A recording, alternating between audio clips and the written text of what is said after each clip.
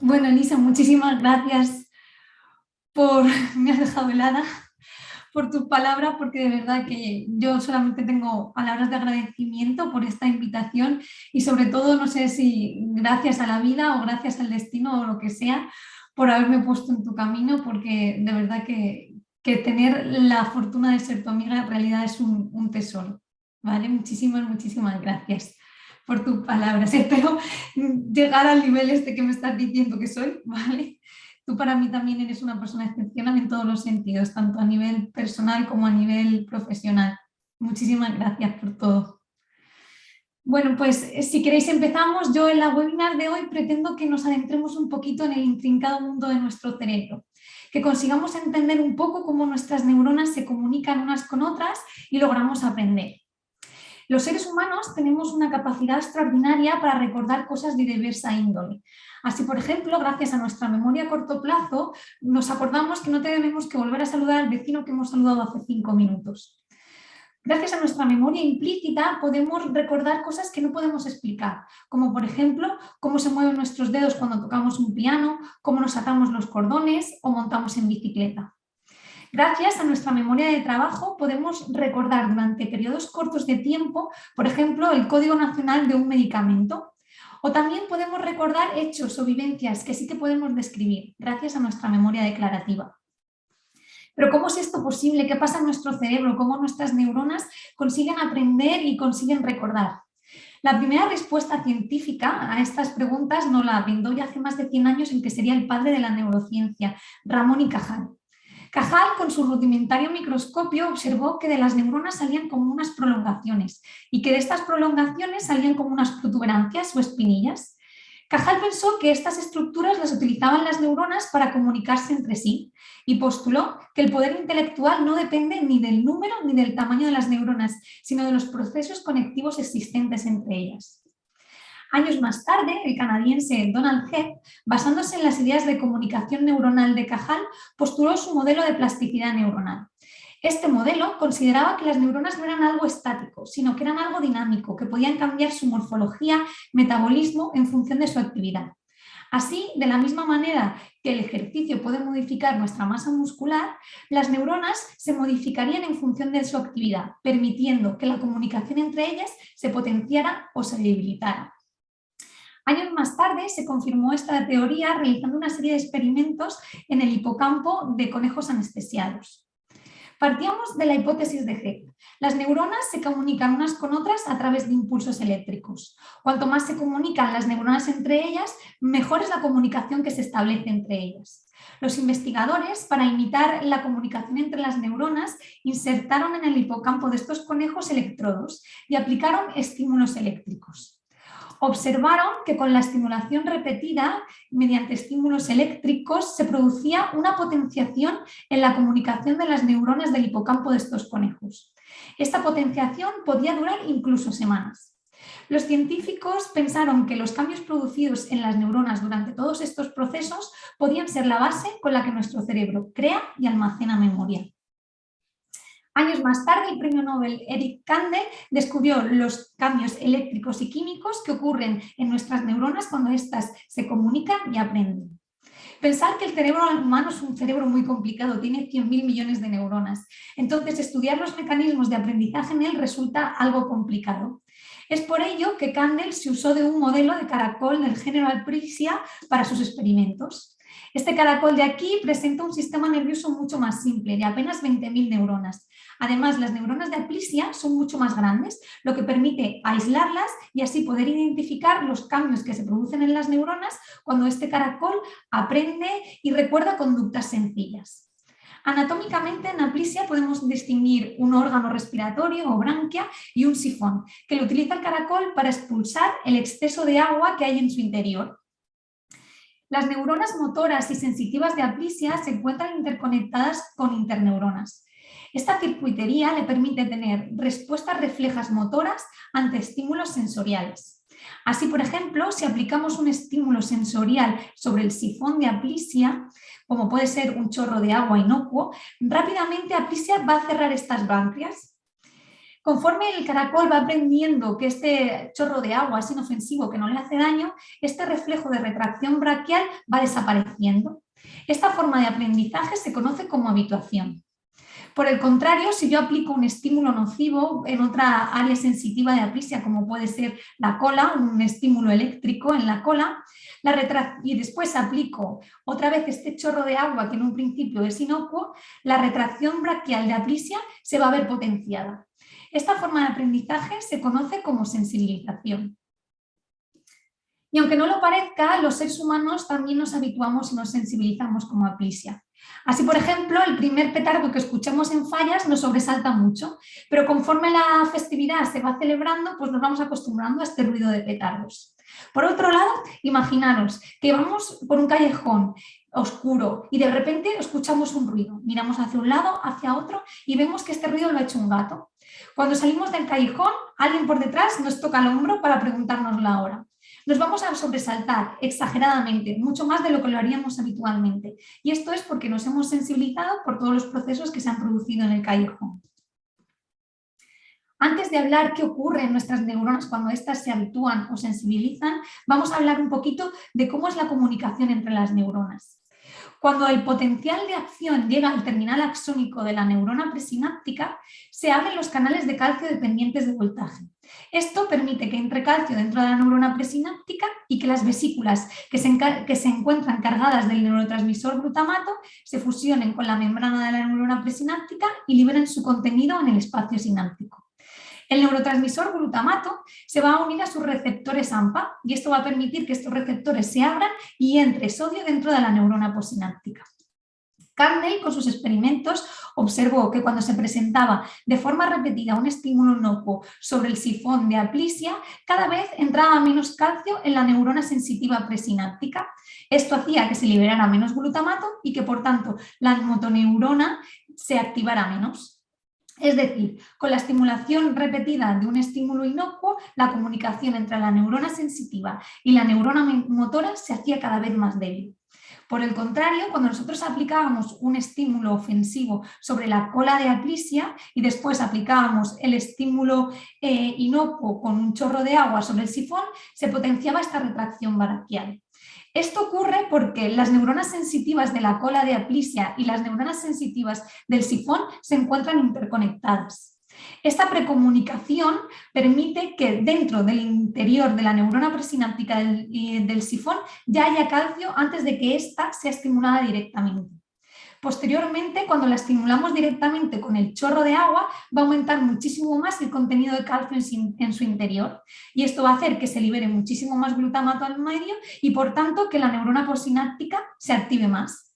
Estos experimentos demostraron que los cambios funcionales en la fuerza de conexión entre las neuronas son los responsables del aprendizaje. Pero, sin embargo, estos cambios en la plasticidad sináptica no duran mucho tiempo. En nuestro cerebro se tienen que producir otros cambios que no sean funcionales, sino que sean permanentes, que se puedan mantener en nuestros recuerdos de memoria a largo plazo. Y esto significa que tiene que haber cambios estructurales. Cuando la neurona postsináptica ya se encuentra activada, es decir, ya tiene sodio en su interior y vuelve a ser activada otra vez al poco tiempo, además de abrirse los canales AMPA del neurotransmisor glutamato, se van a abrir otro tipo de receptores, los receptores NMDA. Estos receptores tienen la peculiaridad que, además de permitir la entrada de iones sodio, permiten la entrada de iones calcio. Cuando la concentración de calcio en nuestra neurona postsináptica alcanza un determinado umbral, esta señal se va a trasladar al núcleo y esto va a producir la activación de una serie de genes que van a producir la síntesis de proteínas. Estas proteínas se convertirán en nuevos receptores del neurotransmisor glutamato en la membrana postsináptica de nuestras neuronas y, además, lo que es todavía más mágico, crecerán nuevas conexiones sinápticas. En definitiva, se va a aumentar la efectividad de la comunicación de forma permanente entre nuestras neuronas, lo que permite que esta información ya esté almacenada en nuestra memoria a largo plazo. ¿Pero dónde se forma y se guarda la memoria? Obviamente no utilizamos solamente una estructura cerebral para formar memoria, sino que utilizamos múltiples áreas cerebrales. Y esto no es de extrañar porque los recuerdos que formamos son de diversa naturaleza. Actualmente disponemos de herramientas que nos permiten visualizar qué áreas se están activando cuando estamos realizando un determinado aprendizaje, como puede ser la resonancia magnética funcional. Pero por norma general, la ciencia se ha basado más en la fisiopatología para entender la fisiología. La función del hipocampo se descubrió al extirparlo en un paciente que es muy conocido en neurociencias como el paciente HM. Este paciente tenía unos ataques epilépticos muy invalidantes y los médicos pensaron que una buena solución sería extirpar este foco epiléptico que se encontraba en la zona medial del lóbulo temporal. Afortunadamente, el paciente HM dejó de tener estos ataques epilépticos tan invalidantes, pero desgraciadamente a partir de la operación pues dejó de formar nuevos recuerdos. Imaginaros el drama, ¿vale? Cada vez que el médico entraba en la habitación de HM tenía que explicarle todo de nuevo y con las palabras medianas pues decirle no vas a poder formar recuerdos nunca más en tu vida.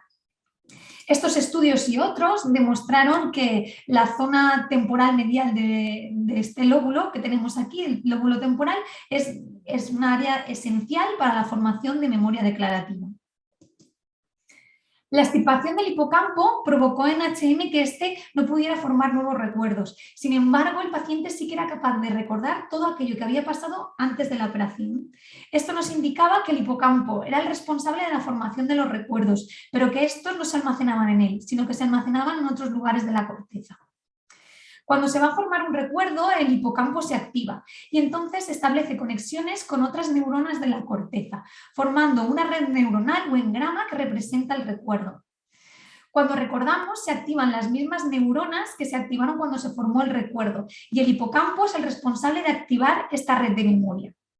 Además, el hipocampo es el responsable de converger, fusionar todos los atributos de un recuerdo para que los podamos recordar como un todo. Así, por ejemplo, recuerdas lo bien que te lo pasaste en la fiesta de cumpleaños de tu mejor amiga, pero al mismo tiempo se evoca en ti que casi llegaste tarde, de lo rica que estaba la tarta y lo mucho que te dolieron los pies con los zapatos nuevos. Cada modalidad de recuerdo presenta un tipo de recuerdo diferente, pues memoria sensorial, memoria emocional, memoria declarativa, y es por ello que se almacena en lugares diferentes de nuestra corteza. El hipocampo actúa como el bibliotecario de la gran biblioteca que es nuestro cerebro. Sabe dónde está almacenado cada recuerdo, en cada estantería. Lo busca, lo activa y lo integra para que podamos entender el recuerdo como un todo. Y yo a veces me pregunto, ¿y por qué hay gente que tiene esta capacidad de memoria tan extraordinaria? Así, por ejemplo, el artista británico Stephen Wiltshire es capaz de dibujar con extremada exactitud el skyline de una ciudad después de haber dado un paseo por helicóptero de apenas 20 minutos, incluido las ventanas que hay en los edificios, los pasos de peatones, todas las calles. Es sorprendente. Otro caso también de memoria extraordinaria muy famoso en neurociencias es el de este señor, que es conocido como paciente S.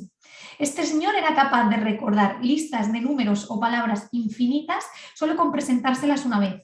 Además era capaz de recordarlas en el orden original o en el orden inverso, incluso 15 años después de habérselas presentado. Según el psicólogo que estudió su caso, el paciente S era capaz de recordar así porque percibía las sensaciones de una manera especial. Así, por ejemplo, cuando el paciente S escuchaba algo, al mismo tiempo se evocaban en él destellos de colores o quizás sentía un olor, un gusto en la boca. Esta forma de sentir los sentidos se conoce como sinestesia, que significa fusión de sensaciones. Y esto le permitía recordar mejor, porque siempre vamos a recordar mejor los recuerdos que son multimodales, los que están formados por diferentes sensaciones. Este fenómeno se puede evocar artificialmente con LSD, por lo que podríamos decir literalmente que este individuo flipaba en colores de forma fisiológica. Sin embargo, aunque esta forma de percibir le permitía recordar listas de palabras y de números infinitas, también interfería en su forma de recordar cosas más complejas. Así, por ejemplo, este paciente era incapaz de seguir una historia que le estuviesen contando.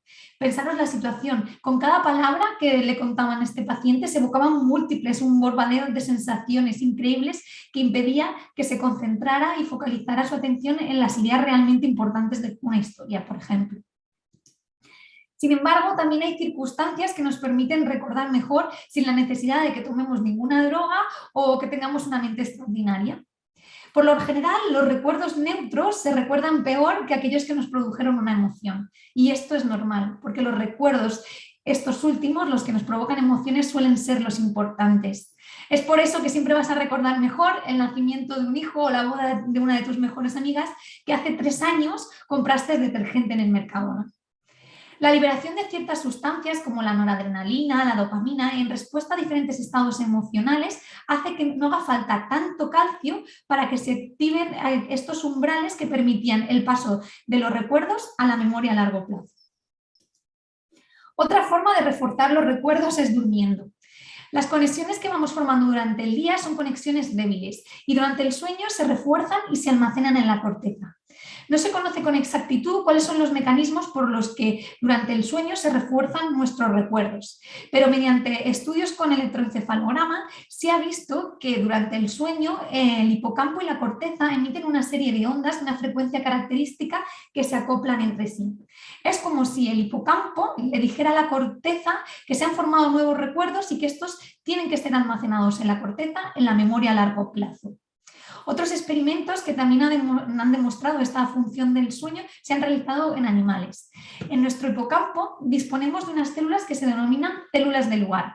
Estas células se activan específicamente en lugares específicos espacialmente. Así, por ejemplo, cuando un ratón entra en un laberinto, dependiendo del lugar donde se encuentra el laberinto, se activarán unas neuronas u otras de forma específica.